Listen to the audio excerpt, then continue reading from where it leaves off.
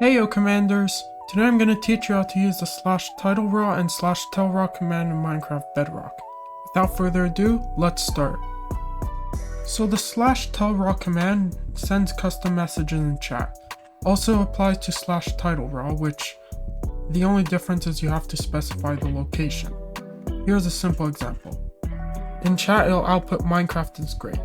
If we open up the command block, it may seem a bit complicated at first, but I will explain it. You're always going to want to start by typing /tellraw and the target selector. In this case, it's at P. After that, it gets a bit messy with the raw text portion. To break it down, you're going to want to start the curly bracket with raw text in quotations, and then colon square brackets. Your custom message will go in the square brackets later. Inside the square bracket, you're going to want to start a new set of curly brackets, followed by quotation, text. This is to specify that you don't want a selector or a score, so it specifies text, colon, new quotation marks, your custom message, you close the quotation marks, and your curly bracket.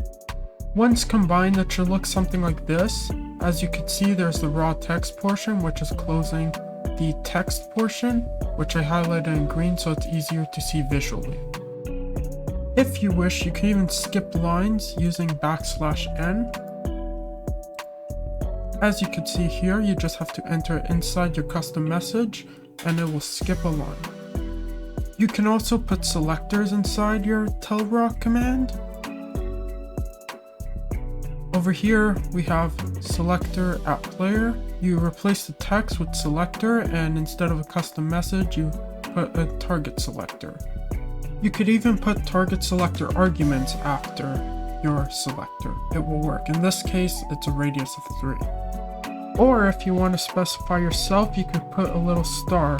Combine it to the raw text portion just like we did with the text. And finally, then the command should tell the closest player their own name. Command cubed. Now you may be wondering, what if you want to have text and a selector at the same time? Well, you could do so by merging them. In this case, we have two sets of curly brackets. We have one for selector and one for text. You separate them with a comma. The output message for this command should say command cubed says Minecraft is great.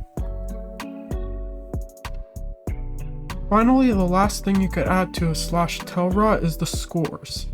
So in this case, scores are a bit different because they require two sets of curly brackets. One to specify its score, and the others to specify the name and the objective you want to display. Don't forget the target you want to display must have a score on the objective. So in this case, it'll output a score of 10, since I have 10 points at the sidebar to the right. And finally, if you want to have a raw text that includes everything, a selector, text, and an objective, this is what it should look like. If we run the command, it should show us how many points we have with a message. Command cube has 10 points. That's it for today's video. I hope this helped you understand how the tellraw command works for Minecraft. All the commands shown will be in the description.